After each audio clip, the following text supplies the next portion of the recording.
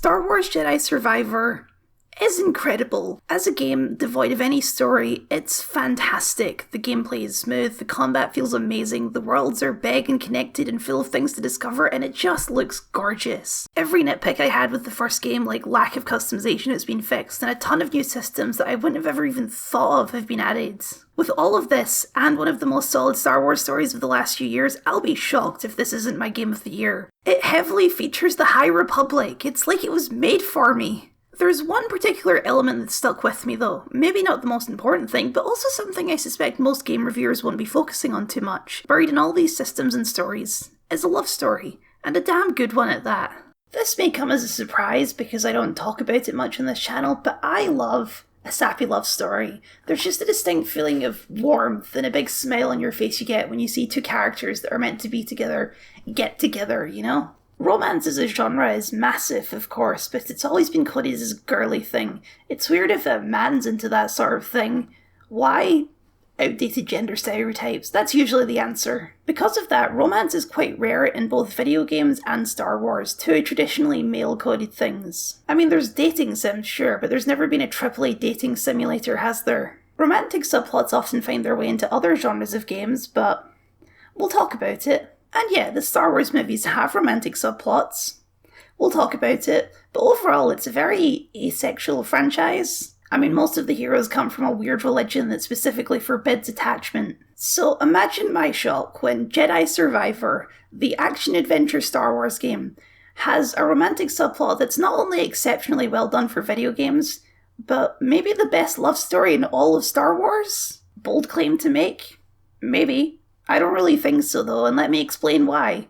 Let's talk about Cal and Merrin, a blossoming romance in a galaxy far, far away. And in case it wasn't clear yet, full spoilers for Jedi Survivor. If you haven't finished the game yet, I will be talking about the ending. The romantic story, just like the action story or the scary story, has hundreds of years of history, tropes, shorthand, things we all just passively understand about it. Like, for example, when two characters make eye contact for a conspicuously long amount of time, we just know that means they're in love. This built-in knowledge we all have of the tropes makes it much easier to identify bad romantic arcs than good ones. How many movies have we all seen where a relationship feels forced, or there's no connection between the two romantic partners? You just don't feel the love, as it were. We typically refer to this as bad chemistry, and that's a hard one to get right, because generally speaking, good chemistry is as much a product of the subtleties of an actor's performance as much as it's a product of the script. Many an action film has put two hot people together and just assumed you'll fill in the rest because they're two hot people, and getting together is what two hot people do. The basic question is, do you want these two characters to get together? Let's lay this out in a chart for fun, because charts are fun. On the x-axis, do the characters get together? Yes or no? Y-axis, do you want the characters to get together? Yes or no? Here in yes, yes is what you want. The characters get together and the audience is on board, like Sandy and Danny in Grease. If the characters get together but we don't want them to, then something has gone wrong. The arc has failed. Let's put Sasuke and Sakura in here because I love a callback. If the characters don't get together but the audience wants them to, then congratulations, you've just booked a one-way ticket to Shipperville, population your characters. And if the characters don't get together and nobody wanted them to, then I don't know, they're just friends, I guess. That's nice. Now that's pretty much it if we're talking about a pure romance story, like Grease. But romantic stories are not limited to the romantic genre, and in other genres the concern is how the romantic story fits into the larger story that the film or show or video game is telling. A bad romantic subplot is in a movie because it just seems like something the movie should have, like it's an obligatory part of the format that at some point the hunky hero has a big kiss with a beautiful lady. A good example of this is Jurassic World. Claire and Owen get together not really because they have much in common or any chemistry at all, or even because it matters to the story in any way, just because, well, that's what happens in movies, isn't it? A good romantic subplot actually has purpose, it contributes to the story, or at least the character's growth and story arc in a meaningful way. For example, it's not a movie I particularly like, but the relationship between Thor and Jane in Love and Thunder is absolutely critical to the movie. Learning to love again and accept loss is Thor's journey across the film. You couldn't take the romantic plot out of the film without it all falling apart. It's possible for a relationship to have good chemistry without contributing to the wider story of the film, and it's possible for a romance to be critical to a story but the relationship is badly executed, where you just can't feel the love. The mark of a truly good romantic subplot is being able to do both. Now, that's movies. Video games are their own kettle of fish with their own tropes that tend to be, frankly, much worse than their movie counterparts. A bad romantic subplot in a movie is nothing compared to the sheer drudgery of a bad romantic subplot in a video game. Romances that are actually well incorporated into a game's main story are basically non-existent. I'm talking about AAA games here, obviously. When you go indie, everything's possible. Most games will omit a romantic element entirely, which is maybe for the best because when they actually put one in, well, Sonic the Hedgehog ends up kissing a human woman, and nobody is happy about that. Or, when you get something like Mass Effect, they just become entirely optional. Mass Effect is a good example, actually. In some ways, the series is more famous for romance options than the actual game itself, but they're just that.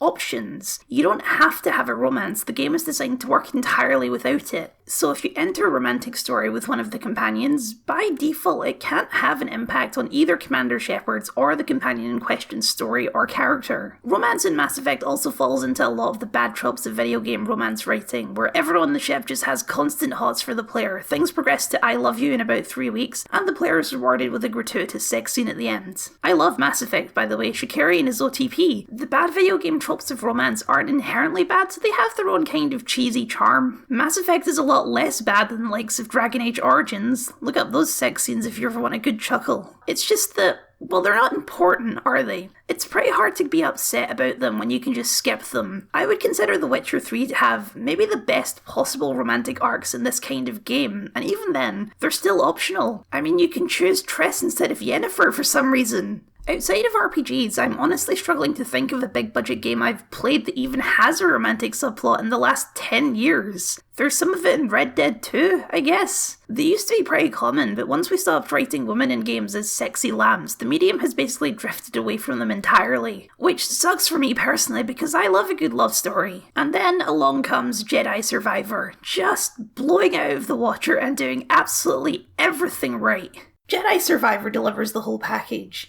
It's not subversive in any way, it's just an exceptionally well done traditional love story between Jedi Knight Cal Kestis and his friend and partner Night Sister Merrin. The chemistry is excellent, it's integrated into the main plot, in fact it actually parallels the villain's story in interesting ways, and it contributes to the character arcs of both Cal and Merrin. It's just great stuff all around. Everyone knows that the key to a good romance is sizzle. You need time for a relationship to form. You can't jump straight into the big kiss. The big kiss is only satisfying because of the build-up. It's the opposite of a scary story in that way. In a scary story, you're building up tension for the big monster reveal. In a romantic story, you're building up tension for the moment they finally get together. In the case of Cal and Merrin, that building tension started all the way back in Jedi Fallen Order. Merrin joins the team very late into the game, like an hour before the finale, but that, along with a bunch of post-finale chats, is enough to start that sizzle. Merrin and Cal have a natural chemistry to them. They're quite different. He's a slightly naive, heroic good boy, and she's a slightly cold and mysterious witch, but they have a mutual connection that brings them together. They're both survivors of horrific tragedy, but a mutual trauma only gets you so far. It's the small moments that actually make sparks fly. Fallen Order was clever to leave it at just small moments, however, some light flirting and a meaningful hug at the end. It feels natural. They're both young in Fallen Order, around 18, and they've both spent most of their lives alone. It has that authenticity of just kind of feeling out how you really feel about this. It got me invested, I can say that much. Survivor skips forward 5 years, and initially everything seems very different. The crew of the Mantis is gone, Cal has a new squad who all immediately die, and he starts to get nostalgic for the good old days. Each of them had their own paths to follow. Grease settled down, started a bar, Seer went off to try and do more, trying to preserve the Jedi archives, and Merrin wanted to see the galaxy on her own terms, taking some time to figure out her place within it. Having them be apart for several years between games might seem counterproductive to a romantic arc, but it actually enhances it a lot when it does happen. They're both adults now, having grown up on their own and having had very different life experiences. Yet, when they meet again, it doesn't take more than 10 minutes for them to fall back into the previous rhythms of flirting and emotional openness. That time gap is how you know that it's more than just a childhood crush. They have a real connection that cannot be broken by time. Absence, as they say, just makes the heart grow fonder. But no big kiss yet. We're still sizzling here. They have some flirty banter across the desert ruins, they have a romantic spammel ride, and the rest by a campfire where she puts his arm around her. But this is all just reinforcing their dynamic from the first game. As a player, you don't know if it's going to go further than that. Cal's a Jedi. They aren't supposed to have relationships. You want a hand? Thank you. but I can manage.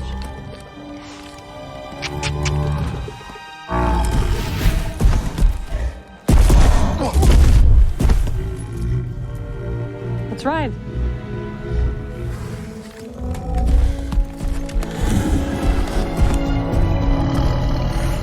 When you finish your desert crusade, Merrin doesn't rejoin the crew. She's got stuff to do. You've got stuff to do. So instead you go off and do some other missions for a while, and when you come back you're assigned essentially a side quest to go and rescue a few monks from a monastery. Well, Merrin gets assigned it and Cal offers to come along. More spammel rides, more flirty banter, until BAM! Massive space squid starts attacking the temple, the tunnel collapses, but Merrin is able to save Cal just in time. They run through the halls, the scale of this thing is enormous, it seems like it's impossible to take down, and they end up at a dead end. And then... We make a stand?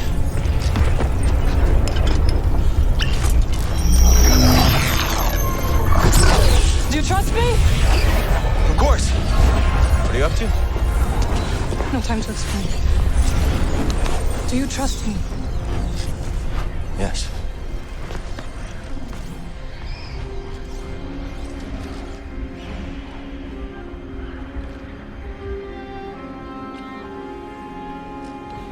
Is that for luck? No. For me.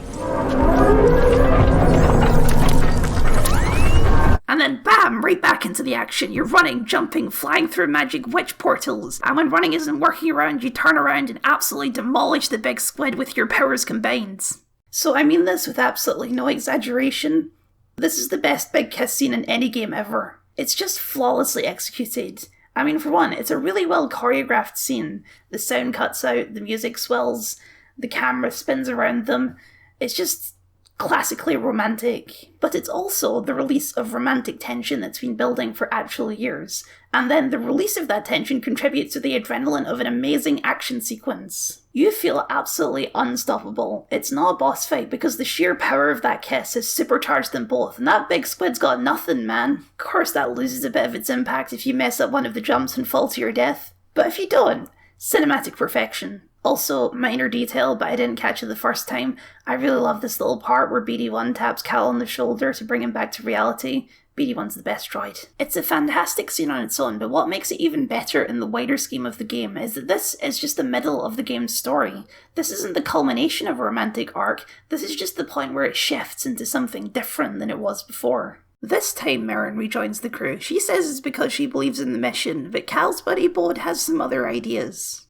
So, you know she didn't just join to find Tanalorr, right? Don't know what you're talking about. The game lets the kiss sit for a few more hours. That's one of the interesting benefits of doing a romantic story in a game. Games are long. You can take a lot of time drawing these things out in a way that feels believably natural. They've got other stuff to do. They don't need to make a bigger deal of it than what it is for now. But this is when we get some of those parallels with the villain. Dagan Gera is an ancient Jedi who betrayed the Order because of his obsession with a secret planet called Tanalorr. He and another Jedi, a great scientist called Santari Khri, built a temple there, as well as a method to reach the secret planet. They were also in love. It's not explicit in the game, they never have a big kiss moment. Santari has been dead for 200 years by the beginning of the game regardless. But if you read between the lines, that's clearly what's happening. They're simply repressing it because Jedi aren't allowed to have relationships. Like a lot of the High Republic books, actually, the game explores how the emotional detachment that the Jedi require can lead to pretty emotionally unstable people. Unable to fully express how he feels about Santari, he becomes obsessed with Tanalorr. At first because it's symbolic of their relationship, it's something they achieve together, but eventually it just becomes a desire to have Tanalorr, not really for any specific purpose. Sure, he claims he wants to build an army there, but really, he just wants it. There's no vision beyond that, it's just the only goal he knows. In the end, it was Santari who cut off his arm, stopping him from reaching Tanalorr, but she couldn't kill him. Instead, she left him in that tank and left him with a choice when he woke up. Come and find her, or go to Tanalorr. We know what he would have chosen, even if he never actually got the choice in the end, but her giving the choice at all is what makes it a tragedy. She loved him too, even after he had gone completely off the rails. Cal is on the same mission to find Tanalorr. He wants to use it to start a refuge for those fleeing the Empire, and he has the same forbidden love. He starts to worry that he's just making all the same mistakes as Dagan, but there's a difference this time. The Jedi are gone. Their requirement for emotional detachment is gone. When he's feeling these concerns, he can just talk about it with someone who will listen. Is that what troubles you? losing yourself. Yeah. A little.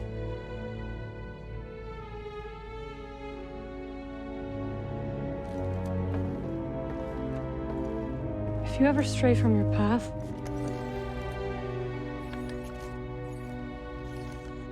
we will guide you back.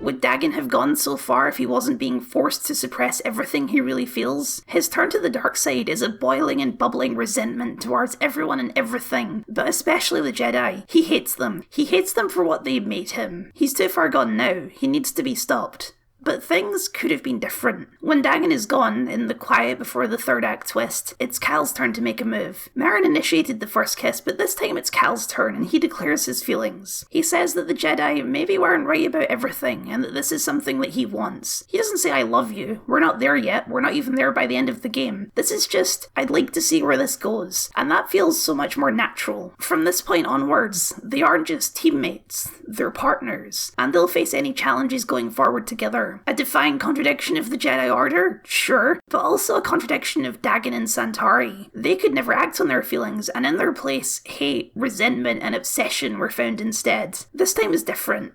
This time is better. Aside from well-executed romantic beats, I think what makes Cal and Merrin's relationship stand out to me amongst a lot of other relationships in media is just how healthy it is. The game never presents them as anything less than equals in all things. There's not one who's pushing for the relationship more than the other one who's less interested in the other one. They're both on the same page about it at all times, and that's actually quite rare to see on screen. I said that it isn't subversive, but it does avoid a lot of the common drama tropes that romantic stories will use. Like, the girl can't see just how much I love her, or I'm not sure if I'm ready for that kind of commitment, or the worst one, she said no. But if I keep asking over and over and over again, eventually she'll say yes. It's just really nice to see a relationship spill out in a normal, very natural way. In a video game, that's the crazy part that I feel like I need to keep reinforcing. Video games are not written this subtly. Jedi Survivor has a new system in place for characters to follow you around during certain missions, helping with combat and traversal, and it's an excellent way of building trust with a character on a purely mechanical level. Cal wouldn't be able to get up those ledges or across those gaps without help from Merrin or Bod. Likewise, Merrin wouldn't be able to get around the desert without Cal's spamel-taming powers. The game both subverts that trust and doesn't at the same time. With Merrin, it's genuine. They feel like partners both in cutscenes and on the battlefield, fighting side by side. But Bod is a secret spy, and his partnership was a subversion to lure you into a false sense of security. As it turns out, Bod is an even more direct parallel to Cal than Dagon Gera. Bod is another Jedi survivor, and when he escaped, he also found a woman. They got married, started a family. Then one day the Inquisitors came and killed her. Bod cut a deal with a corrupt officer to work as a spy and keep his daughter safe. His daughter's safety is the only thing in the galaxy that matters to him. Not the war, not moral duty, not the Force. Just his daughter. Bod's prodding about Cal and Merrin's relationship wasn't just friendly banter. He was trying to convince Cal to see the world as he does. Cal won't give up on the fight, even if it means putting family on hold. Bod has already given up on the fight. His plan is to betray Cal and the Empire and take his daughter to Tanalorr alone. He is at the absolute extreme end of attachment. He doesn't want to fight Cal, he wants to get Cal to see things his way. He tries to convince him that he and Merrin can start a new life on Tanalorr, alone. They don't need to be part of the bigger fight, that's much too dangerous. What would happen if Merrin got hurt? And that's the flaw in Bod's logic, because Cal and Merrin have a more mutual relationship than that. He doesn't view her as someone to be protected at all costs. She can protect herself just fine, and it's not in either of them to give up on the fight. Defying the conventions of a single-player game, they confront the final boss together. There's one speed bump on the way there. Bod's actions lead to the deaths of both Cere, Cal's mentor, and Eno Cordova, Cere's master, and those deaths lead Cal on a path dangerously close to the dark side and a rampage of vengeance. When things go wrong at the Imperial base, Merrin rushes in to save him, but in the end it's not the stormtroopers he needs saving from, it's himself. They're all dead because of him. Cal! This is what Bod wants. I know you are in pain, but this is not you! The Empire has taken enough from us! I will not lose you too!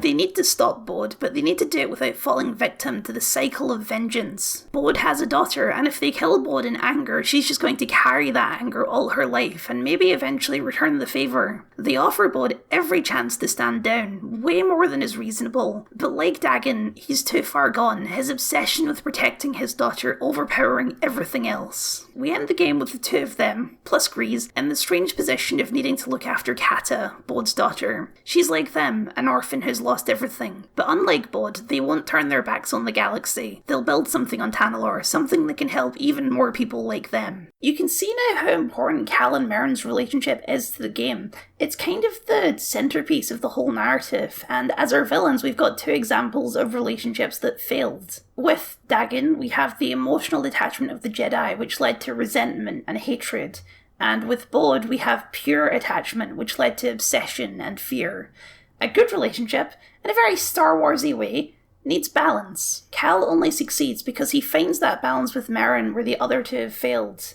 And as cheesy as it may be, they save the day with the power of love. I've mostly been exploring this relationship in comparison to video games because, frankly, they're just an easier target, but it's worth noting that the way Cal and Merrin's blossoming romance is portrayed not only uncritically but as the correct way to do things is almost heresy in the wider world of Star Wars. The Jedi are the de facto good guys, and so it follows logically that the things they believe are also the correct things to believe. Yet time and time again that's shown to be incorrect. It's one of the most fascinating things about the Star Wars universe and why I always gravitate towards characters who walk a separate path, like Ahsoka or Ventress or now Cal Kestis. Emotional detachment works for some people, but for most, it's a pretty terrible idea. It's a requirement that goes against the very nature of humanity. Or, other races in the Star Wars universe that all operate on the same emotional wavelength as humanity. Even the very pinnacles of the Order, like Obi-Wan, failed to match that standard. He's just better at dealing with it than most. The idea that having genuine friendships or romantic relationships will automatically lead you down a path to the dark side has always been suspect.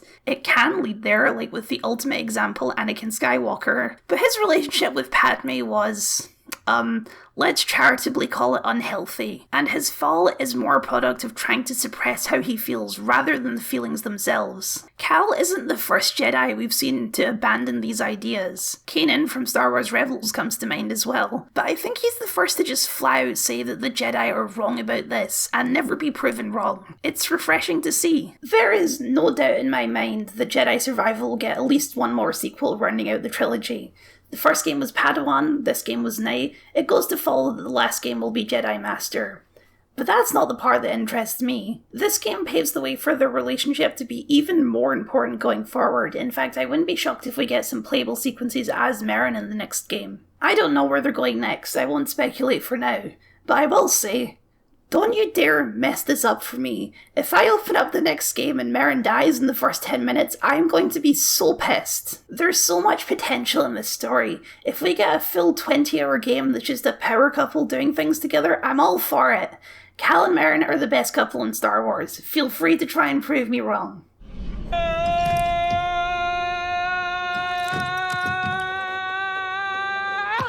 Hey, if you're looking for more conversations about romance in Star Wars, you should head over to my Patreon where, along with this video, I'm releasing a tier list of every single couple I could think of in Star Wars. Why? Well, for fun, that's why, and obviously also to say thank you to my wonderful patrons who make videos like this possible. If you're interested in seeing that, you can find a link in the description below, as well as a like, a comment, a share, and a subscribe. I have plenty more videos on Star Wars, like this one on Star Wars Andor and why it rules. Or if you're looking to hear my thoughts on The Mandalorian Season 3 or The Bad Batch Season 2, why not listen to my podcast down here? Although I will warn you, it is mostly about Star Trek again.